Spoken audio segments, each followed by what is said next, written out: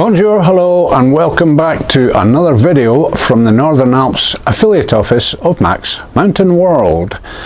I am on the radio here, not just in the car but here, and I'm going to explain how. I'll show you around what I've done here and how I've got to this stage with it, and a very nifty balcony antenna.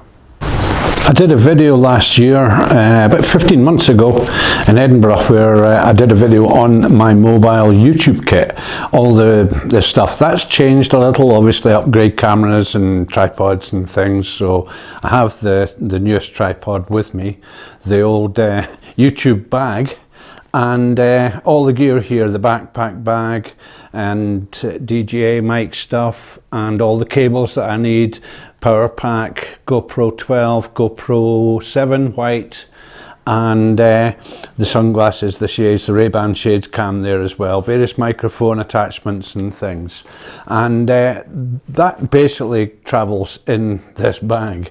Just a quick by the by on that one. So also this time I've got, obviously a computer. It's a French style computer with an AZERTY board, so I have it hooked up to my QWERTY board, and that's why I have a separate keyboard and that separate mouse. Now I have a Bear extender here, which is a Wi-Fi amplifier which connects to the phone and makes my connection between the computer and the 5G on the phone when I do a hotspot on it ultra quick, and various fittings and whatnot for the computer stuff. Now also I have my little tablet light here as well, which is very useful when I'm doing stuff on the computer and I want to get references or look up stuff or whatever. Headphones for doing the edits and stuff. And also you'll notice here my old President Lincoln that I've had for almost 30 years now. Now I've done a lot of videos recently where I've been up the mountain with this lot and a big antenna and whatnot, the old Moxon, and it's powered by this battery down here. It's in a bit with the dark here. I'll give it a sort of size of it if I put my hand next to it and stuff. Various cables, and I have a multimeter to be able to monitor the voltages that I have on this. It's not that at all. One of the connections has come off. So yeah, whatever. It's only to sit there. I have the extension speaker for the Lincoln, and everything works. The white display, because I had to replace the lighting in the back of it that failed a couple of years ago. Now antenna wise I'm going to have a wee look outside. So the antenna set up here on a biscuit tin again, but with a slight variation. Now it's on the very small thin cable that comes with mag mounts and stuff, which allows me to shut this window and keep the cold out. The weather today not so great, very grey skies, and we're forecast snow tomorrow at this altitude, round about 1700 meters I am here just now. So what I've done here is, I'll explain. This is a strap just to keep this mag mount in place. This is my original mag mount from 7-8 years ago, 9 years ago actually, when I sent all my stuff out to France, that was sitting in my sister's loft, the Lincoln included. And I've set this all up.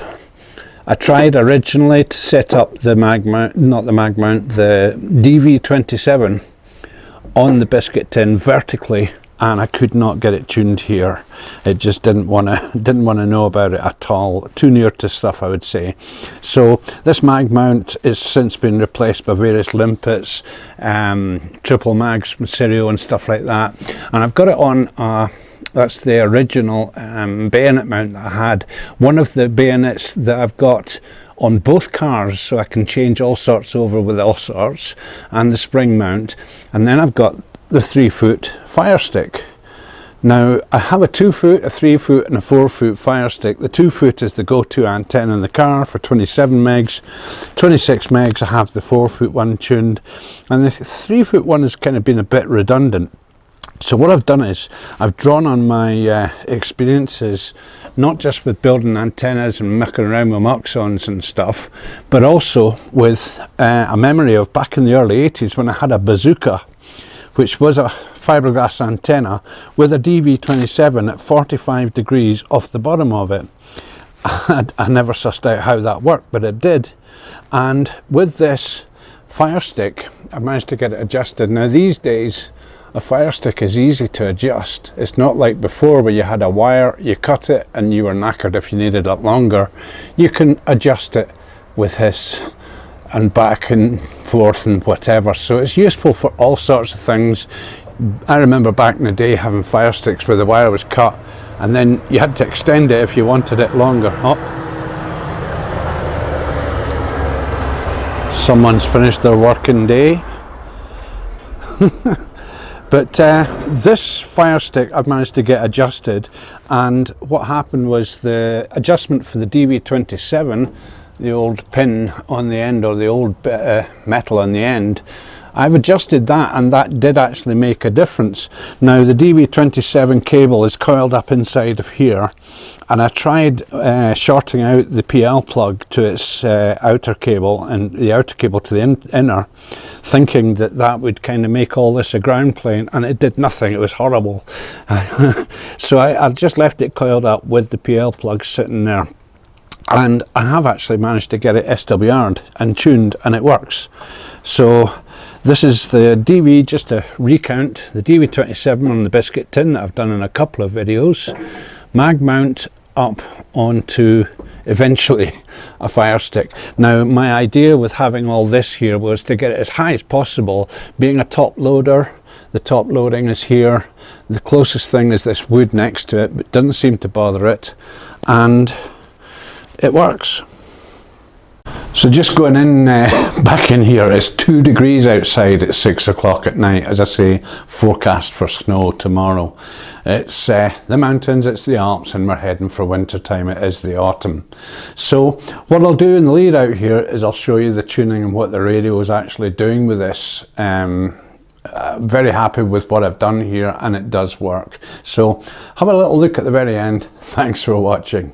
Now before I go into it, this balcony is actually facing east, and I'm in a massive bowl here. When I say a massive bowl, 3 sides to the right, which would be south, to the left, which would be north behind me, the other side of the building here, which would be west, is all mountains well over 1,000 meters higher than I am here, and I'm pretty high up.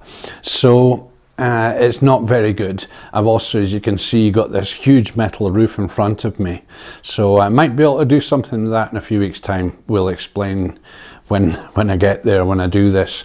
So I've set up my Panasonic camera here to just go into, hopefully it's going to work. Yep, it's working, just to show what's what with the actual radio. So I'll zoom in and we can check out, just adjust that round a bit, get a bit more light and switch on.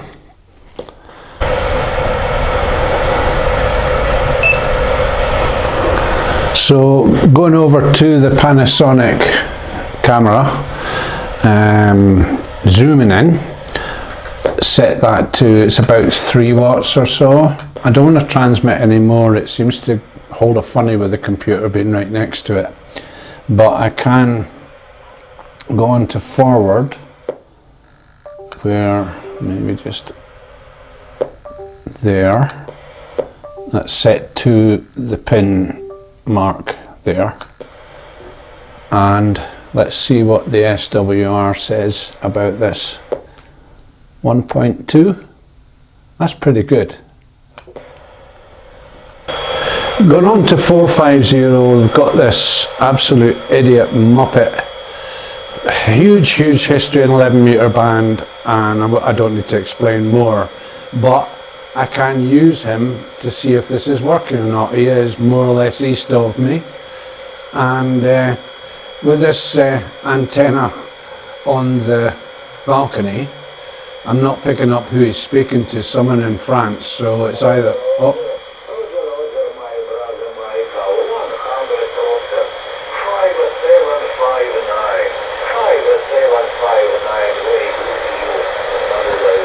right, that's enough of that.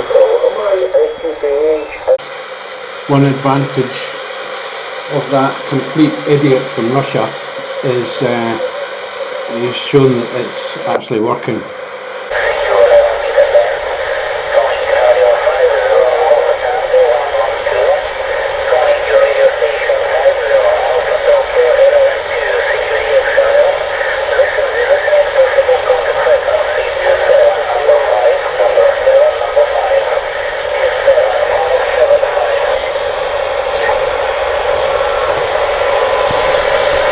Not really any use for DXing.